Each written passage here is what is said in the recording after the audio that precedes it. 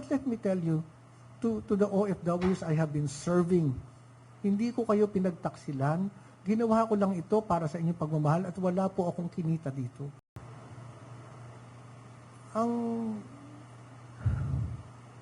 Kaya hindi ko maintindihan bakit itinawag na ganon.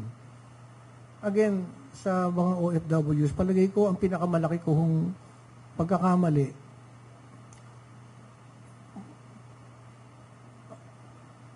nung minsan po kami ang binilin po kasi sa akin lagi ay alagaan kayo.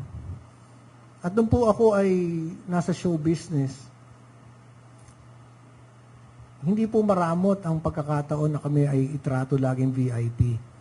At kung paano yung karanasan na yan, yun ang gusto kong maranasan ng mga OFWs. Hindi naging sapat sa akin na tawagin lang kayong bagong bayani. Gusto kong maramdaman nyo kung ano ang VIP. Kaya, araw-araw po akong nagtatrabaho para maramdaman nyo po yun.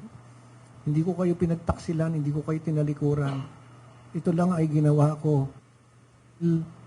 Gusto kong isakabuhay ninyo kung ano ang tunay na pagmamahal sa OFW.